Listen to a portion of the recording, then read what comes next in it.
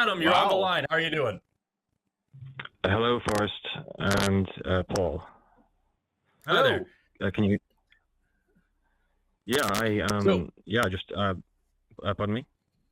I was gonna say, tell us what like you're talking about, because like I looked up digital physics and I can't imagine that it's the same thing that you're discussing here, but like maybe it is. So let's hear it. Yeah, I wondered if you wanted to discuss this relatively recent argument for the existence of God, or at the very least, a mind that's responsible for the structure of the universe. It's called the digital physics argument, and it's about 10 years old. It's written by Johann Ratz, and it was presented, kind of popularized by Mike Jones with Inspiring Philosophy. Okay. And what exactly is the argument? Because I've heard 1,000 different arguments that there has to be some sort of mind behind the universe, and they all fail. So like, which one is this? Like, how does this one separate from the rest? Yeah, pretend we don't know what it is, because we don't. Yeah. Like I said, I looked up digital physics, and what I've got here is it's a speculative idea that the universe can be conceived of as a vast digital computation device, or as the output of a deterministic or probabilistic computer program. That's what I found online. Is that the argument you're talking about? Is that we're all in a simulation, or what? Yeah, that's a pretty good description. So I mean, are you arguing that the universe is a simulation in a computer, or that it is similar or analogous to one, or like what exactly do you mean? Yeah, I'd say that it is a simulation. Okay, and how could we possibly disprove that? How could we disprove it? Well, we would have had the opportunity to disprove it if the Einstein-Podolsky-Rosen conjecture had held up, which was disproven in 1964. How would that have disproven that we're living in a simulation? Well, because it entails the idea of localistic effects, and as well as which could very easily be programmed into a computer, right?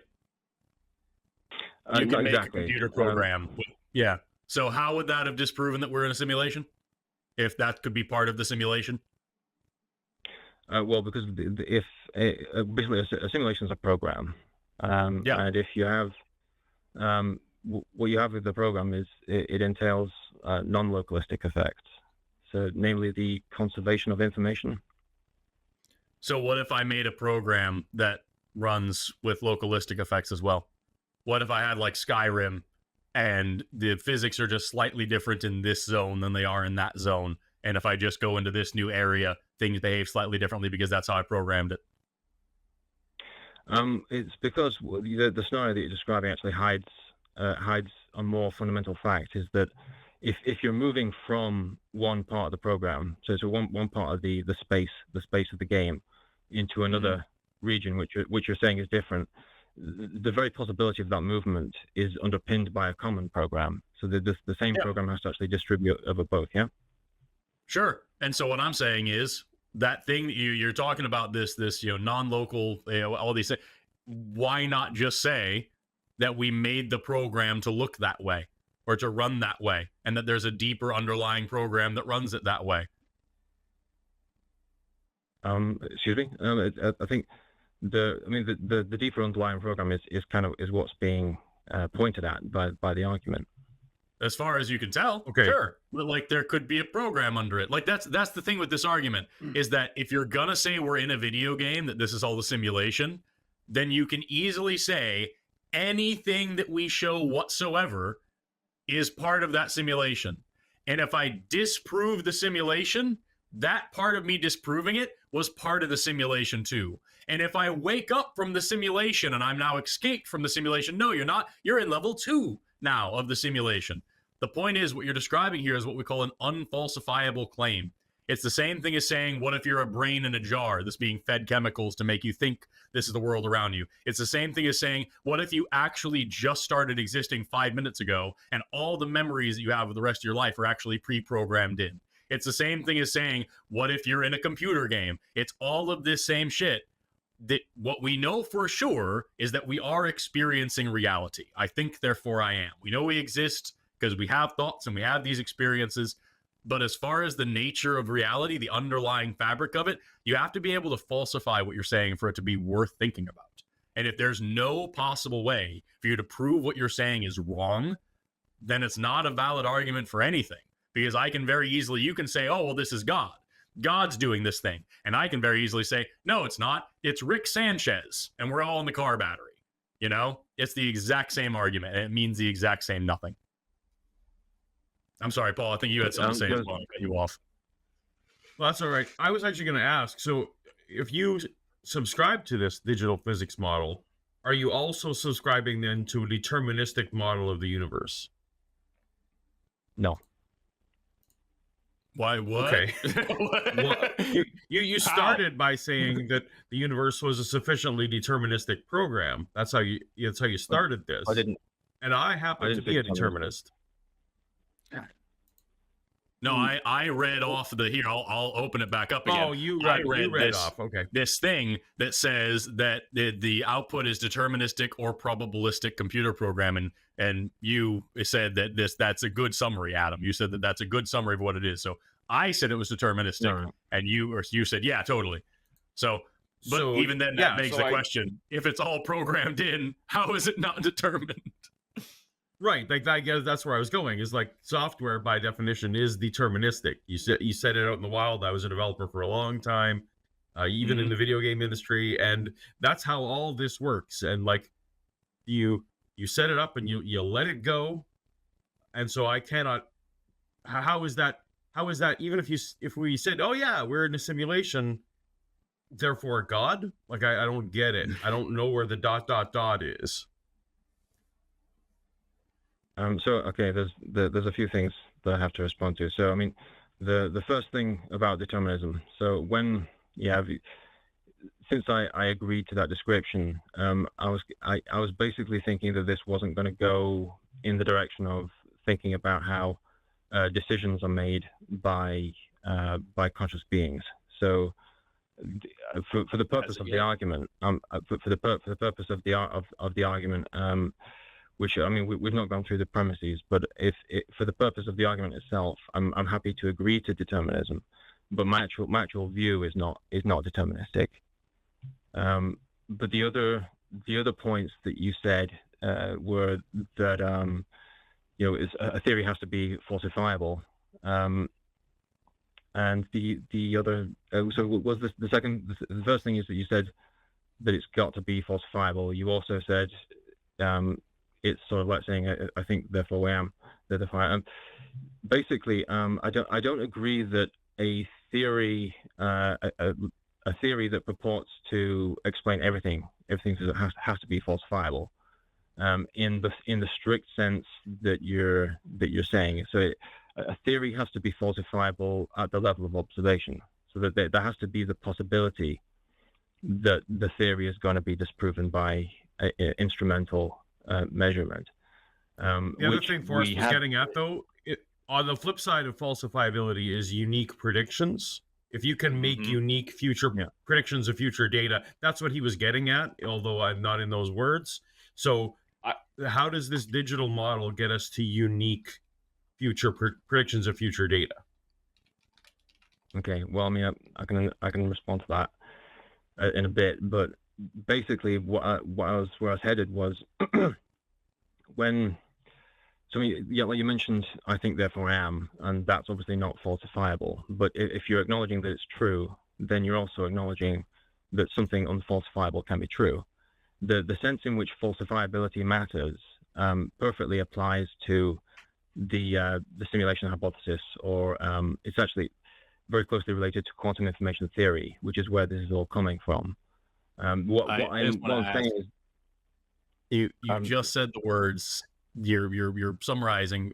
Pardon me, I'm paraphrasing what you said here, but you said basically your point was that we have to accept that something unfalsifiable can be true. Did I hear you say that? Is that what you're saying? Yeah. Okay. Just really quickly, can you explain what falsifiability means so we're all on the same page? in terms of empirical science, it means that there's a possibility of a measurement that would contradict the theory. Not really a possibility of one, just like that there is a way to do that. Like it. So let me explain this way, because it's very easy to get these words confused, right? Evolution is what I study. It's falsifiable, which means that if this thing happens, then evolution isn't true. If we find fossils that are in the wrong place in the fossil record, if we find DNA that just spontaneously comes out of nothing and has totally new traits that we can't trace back, that would be a way to say, okay, now evolution, probably isn't. If we see, like creationists like to say, a dog give birth to a duck, now we have, a pretty big problem with evolution, right? If those things happen, then evolution isn't true. That's falsifiability. What would have to happen for us to say that evolution isn't true? What would prove evolution false? It doesn't mean those things are possible. It doesn't mean those things are real. It doesn't mean those things are out there anywhere. It just means we know what it would take to prove this wrong. So when you say an unfalsifiable thing could be true, evolution is falsifiable, but it has yet to be falsified, right? There are ways that it could potentially, theoretically, hypothetically be proven wrong, and we can calculate that. We know what that is. That doesn't mean that they're possible, likely, any of that. It just, we know what it would take to prove this wrong. That's what falsifiability means, right? So when you say an unfalsifiable thing could be true, what I think you're saying, if I give you the benefit of the doubt, what I'm taking that is something can be true even if we can't find a way to falsify it. But what it sounds a lot more like you're saying is we don't actually need to worry about the logical responsibility of falsifiability. We can just decide that we want to believe this thing. And I want to make it very clear that that's not acceptable. Are we on the same page with that? Not really. I'm sorry. I didn't mean the second thing that you said. I meant that falsifiability is a legitimate criteria for a theory, so long as it applies to experimental data. No. So what we instrumentally. No. There's no but there. It is a necessary criteria for believing a thing. Period. It is a necessary criteria for something to be a scientific idea, for something to be something that you should actually stake your worldview on. You need to be able to say, well, at least I can test it a little bit. I can't, I can't go out and test the Big Bang right now from here in my office, but I know what kind of things would make it not make sense. And I don't see any of those things. So at least I have that going for me, right? With what you're talking about here, you don't have that. There's not a single thing that I could do to prove you wrong, because every single thing I offer you, you could just say, well, that's part of the simulation too. And you came up with some idea that, well, this thing that Einstein tested, that would have disproven the simulation. Like, no, as Paul explained, you can factor that in. You can easily code for that. So there's not a single thing you can't run in a simulation, especially if you're in the simulation and the rules of the simulation are the only rules you can possibly imagine. You have an unfalsifiable claim. That means you don't need to do the hard work of thinking with it. And that's a problem. So there's a couple of things that kind of need to I kind of need to clarify the position that I'm coming from, because you're going on about stuff that I don't think. So the problem is that when I say that something can be unfalsifiable and true, this basically pertains to certain levels of formal systems. Namely, it's what ultimately would be demanded of a theory of everything. What you would end up with is something that there's no measurable contradiction to, or no measurable case in which the theory of everything will be false, because a theory of everything basically has two criteria, which are the same criteria as the scientific method, which is distinguishability and replicability. And for it to be replicable, it has to be true everywhere. And so there would be no condition under which it would be proven false. So the idea of falsifiability, you didn't follow what Forrest said. You didn't. I'm sorry. I'm sorry. I know, You Paul. didn't follow I Forrest. apologize. A theory of everything absolutely would be a very falsifiable, because if you found one thing that the theory of everything didn't explain, it is no longer a theory of everything. So No, I the agree. fact that what you're trying to say is if we successfully found this theory of everything, nothing would contradict it, but something potentially could contradict it. There's a logical possibility of something that would contradict even the best theory of everything. Yes. The fact that we found a theory that explains everything doesn't negate our ability to imagine a thing that would contradict it. So with Right. your theory, you're trying to say, look, I am willing to accept something without falsification criteria, and if that's the way you want to live your life, awesome. Like great, you can do that. The trouble is, if you want to go convince someone else that my non-falsifiable idea is better than your non-falsifiable idea, you're just in the realm of preference and choice, right? You're into the one that, well, I like this one better because it suits me, or it feeds my intuition or something. And what we're hoping you were going to call up with this argument for God, meaning this argument is more than just describing a thing that I prefer. It's a thing that you should believe along with me. And I think that's the part you're skipping. Am I wrong about that? No, I think you summarized it really well, because like that's the thing. Like, you can say an unfalsifiable thing can possibly be true. Sure, let's say hypothetically there's a thing out there that's unfalsifiable and it is true, magical. That doesn't mean there's a good reason to believe it. Like, if it's not falsifiable, there's no good reason to believe it. That's what we're coming from. And if we did have a grand theory of every single thing in the universe, that would still be falsifiable, because we could say, if I find a planet that orbits a star in a perfect triangle, then my theory doesn't work. It doesn't matter if it encompasses everything. That's clearly a new thing that shouldn't happen, so it doesn't work. Doesn't mean that it's likely, doesn't mean that it's possible. It means if this happens, this theory doesn't work, no matter how big or vast it is. You understand where we're coming from now? No, I understand where you're coming from. I understood before as well. But what I think is happening is a distinction is being missed, which is that there's an experimental level of unfalsifiability, which is the one that we agree on, that you're saying is a criteria for a theory of everything. And I agree that it's a criteria for that theory. But what I'm trying to say is, when you talked about unfalsifiability before, when you mentioned I think therefore I am, this is the formal. This is the kind of unfalsifiability that a formal theory has, which is not it's not pertainable to instrumental science. So, for example, I mean, the strongest example is just logic itself. You can't falsify logic, because logic is what does the falsifying. So the rules, if you're falsifying something, when you expose something to be falsifiable or unfalsifiable, in either of those two situations, you're using a set of rules, which is logic, which themselves are immune to falsification.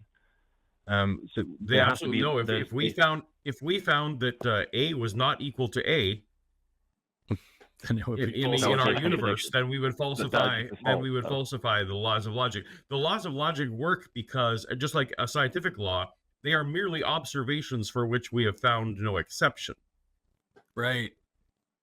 I disagree. So if you found in quotation marks, if you found that A was not equal to A, you're just uttering a contradiction, which falls under the definition of being false. And so what you're doing is you're just expressing a paradox, but the paradox is resolved by just reapplying logic.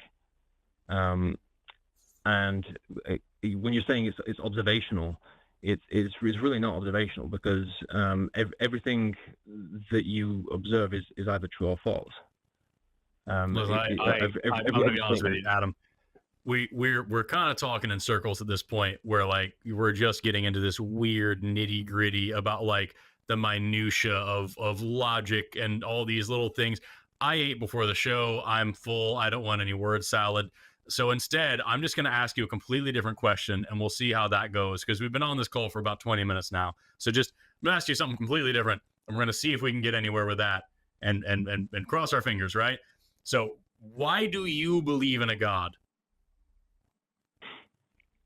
Well, I'd say logic. Cool. I mean, an example is the argument that I was going to present, but No, give us your best, absolute best argument that shows us that there is a God that we should believe in. What is it? well, I'll just present the argument that I was going to present. So, the conclusion is that a mind is responsible for the structure of the universe. So that the universe is a simulation in a mind, and this follows from the universe is a simulation, and that simulations can only exist on a computer and ultimately in a mind. Cool. Any evidence for absolutely any of that you'd like to present us? Oh well, I mean, there's lots of evidence that the universe is a simulation. Like I what? mean, it's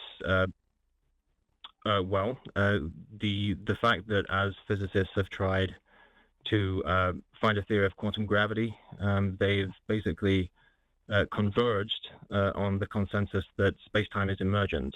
So it's not a fixed array, and that the basically physical particles they're emerging along with it, right? So most of this comes from the quantum entanglement experiments that were done in 1969 and that won the Nobel Prize, which showed that basically information is conserved. The information of physical states, they're conserved. So if you So just out of particles- curiosity here, I'm sorry, I don't mean to cut you off, but you're talking about quantum physics and quantum gravity. I'm a biologist. It's a little bit outside of my scope. What I do want to look up, I just found this study in Nature, Nature journal, the most prestigious science journal in the world, one of them, showing the rates of religiosity among scientists. Biologists have the lowest rate of belief in God at 5.5%. Hey, and then physicists and astronomers are just slightly higher at 7.5%.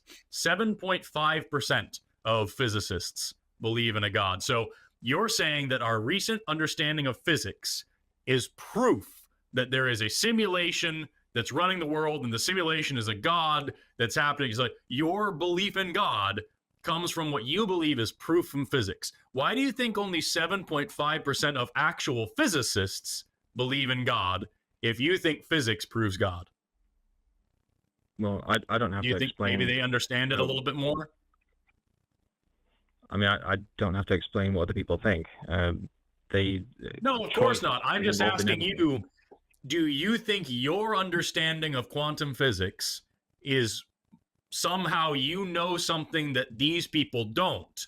That 93%, 92.5% of them who understand this stuff and went to college to learn this stuff don't believe you, but you understand quantum physics so well that you know something that 92.5% of physicists don't understand.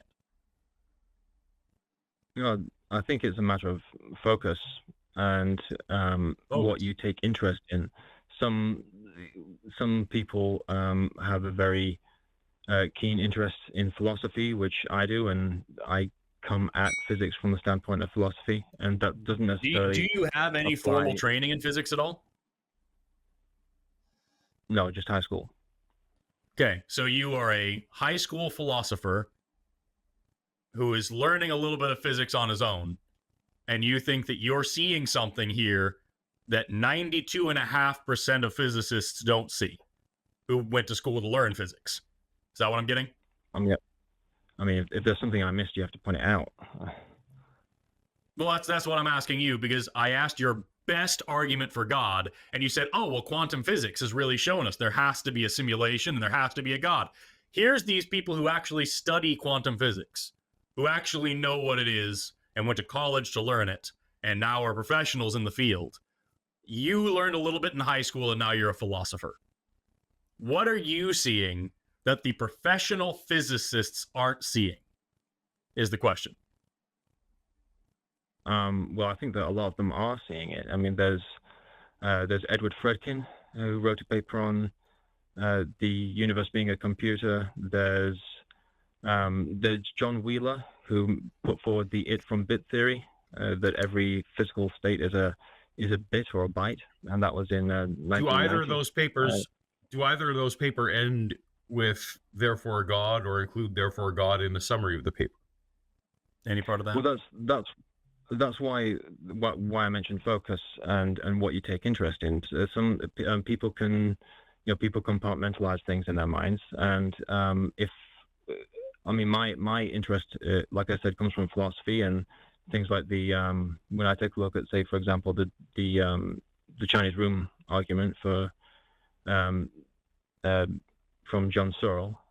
I just look at these physical facts, and I just embed it into what I know about philosophy, and the conclusions follow from there. Just so out is of this an elaborate? Adam. Oh, sorry. Go ahead.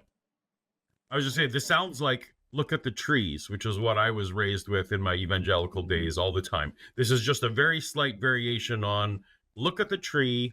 If you understood the tree, it would be obvious to you that God made it. And it seems to you're really relying on someone's intuition. You actually said it outright. It's what are you interested in? What's your philosophy? You're just if your intuition tells you that that this needs a God, then you see it. And if your intuition is different, then you don't see it. And we're back to this non-falsifiable. So we're back to two entirely non-falsifiable ideas. Forrest and I are looking for ways that we can pick your idea over our idea. We'd love to. But you haven't presented anything to help us. You're just basically telling us, I like this idea. It resounds with me. And we're saying, well, it doesn't resound with us. So we're left nowhere.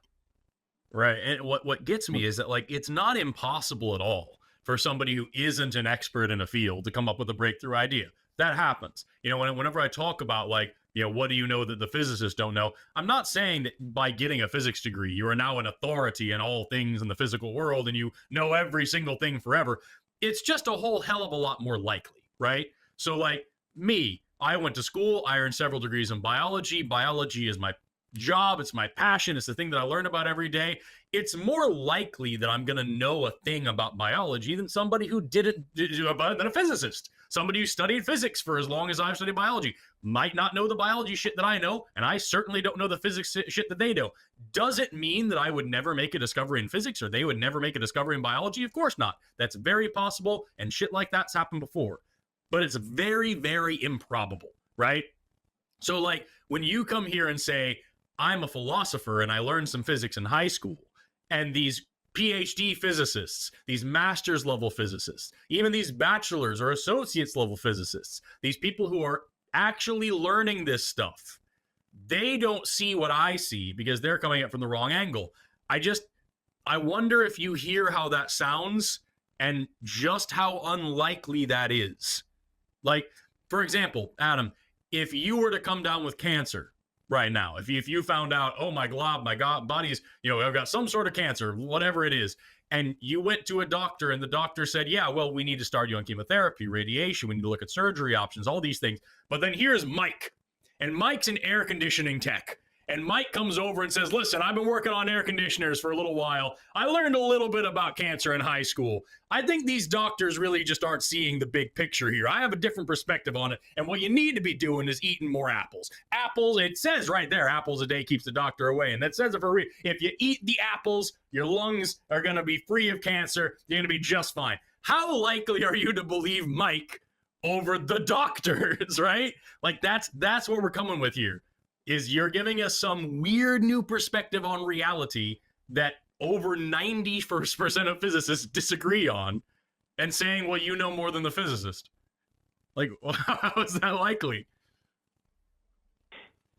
I have to respond to what Paul last said to me. I'm sorry, sure. but hope you respond to both. When you're saying that I'm basing my belief in God on intuition, I'm sorry, but that you kind of mix together two things that I wasn't saying. So when I mentioned focus and what you take interest in, that was a response to Forrest's question about why I think the physicists don't believe in God. Right? I wasn't talking about why I think that. Right? The reason why I think is because of the arguments in favor. But I wasn't saying that I'm intuiting that God exists. I was just making it a judgment about why Forrest says that 96% or 95% of physicists don't believe. I'm just using my own experience of what I take interest in to be the explanatory factor in why there's a difference between me and the physicist. That's all I'm saying. So you literally just saying that they, because of your interest, they don't consider this question? And if they would take time to consider this question, they would come to the same conclusion that you did? That seems to be what you're saying. Yes, some of them would, I think. So 97% of physicists, 92% of physicists, the God question is unimportant to them. I think that when we're forming our beliefs, we're guided by our will and what we're interested in knowing. And if I think that a physicist who takes a very keen interest in philosophy, who also is clarified on what this simulation hypothesis with physics, I think that they'll put things together and that they will conclude, yeah, I mean, what's responsible for the universe? You're literally saying that you listed a couple papers, and those papers don't insist that the God is a necessary conclusion.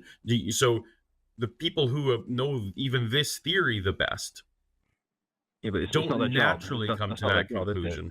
No, but I understand. But you're trying to tell us that we should naturally come to this conclusion based on this world being a thing. So you're mixing multiple ingredients now. We need to not only accept this new theory of physics, but then bring in other philosophies that are also unestablished. You're layering on the improbabilities. The Occam's razor here doesn't seem to fit. Anyway, I don't know, Forrest, have we talked around this one enough? Yeah, it's been about 30 minutes, and that was about as long as I wanted to give it. We've been talking past each other for a little while, and Adam, I would like to know if you have anything to say about the thing that I said as well, because I gave you a whole thing and you jumped back over to Paul, which is fine. Paul made a good point, and I'm glad you addressed it. But just, would you rather trust a doctor with your medical health, or would you rather trust an air conditioning tech who learned some medical stuff in high school and thinks that the doctors just aren't seeing things the way that he's seeing things? Which do you think is the most likely way to get good medical advice? Well, you're confusing what we should be getting advice on, right? So in your analogy... It's an analogy. I'm giving an analogous situation. It's a different thing. In your situation, you're talking about advice on God. In my situation, I'm talking about advice on, say, cancer. So where should you get your advice on cancer? Is it from a guy who learned some stuff in high school and then went to a completely different career? Or is it from a doctor? If we're asking questions about physics, we should ask physicists. If we're asking questions about philosophy, we should ask philosophers. Right. If we're asking questions about medical stuff, we should ask doctors. So here we are now with you giving us a lecture on physics and why it points to God, and I don't understand why you don't see that as incredibly arrogant. I mean, I don't have an opinion on whether or not it's arrogant. I mean, I hope I'm not coming across as arrogant. I figured as a philosopher, you have an opinion on everything. A quick search on how many philosophers believe in God. It seems to be 14%. There you go. I mean, I don't know what to tell you. Yeah, you're the rare one. You're the only philosopher in the whole wide world who gets physics super well and philosophy super well. And now here you are proving us all that God's real because the simulation is real, that you can't prove isn't real. Like, you don't see a problem with any of this at all? Well, I mean, thank you. I mean, I appreciate the compliment, but I mean, if I'm in the minority, then I'm discussing this with you so that I'm no longer in the minority. Right. I'm No, hoping to be being in the minority doesn't mean that you're necessarily incorrect. I need you to understand here. Have you had any formal training in philosophy either? Did you go to college for philosophy? No. What's your highest level of education? I have a doctorate in molecular biology. Microbiology. Okay. Molecular biology. Yeah. Molecular biology. And you're a philosopher who thinks he knows physics, is what you're telling me. Well, I mean, I hope I'm presenting the physics as a physicist would present it. And that's what I hope, so that the argument can receive the best support that it can get. What's killing me here is if you actually have a PhD, which I man, you're sounding more and more like a troll, but like if you actually had one, like I feel like they would have taught you to avoid this kind of thing, because like all my grad school was like how not to talk outside of your bubble, and like very weird that you're not getting that. Anyway, we're gonna go and move on there. Yeah, go ahead, Paul. But Adam, next time Forrest is on this show, you two could have had a half-hour conversation about biology. That would have been Seriously. amazing. It would have been dope. So and next the time, shit of it is, I study evolution, I study bioanthropology, I study biomedical science.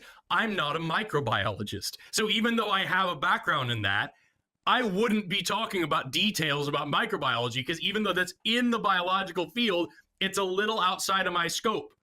So I wouldn't put myself in that position, because that'd be a very arrogant thing to do. Whatever, it's fine. Adam, thanks so much for calling. I hope you call sometime again. Yeah. Thank you. Be radical. I'm sorry. Right. No, take I'm care. sorry that I came across it. Hello, I'm Jimmy Snow, executive producer of The Line, and I only became a woodworker for the puns. That's not important. If you would like to support this channel, you can do so on our Patreon or as a channel member, and you can actually support specific shows and specific hosts in special tiers on those. Check those options out. Also, you can leave a super thanks and get a little highlighted deal. But if all else fails, you can always you can subscribe and leave a comment. Now, here are some suggestions, because I don't care about the algorithm. I am the algorithm. Bye.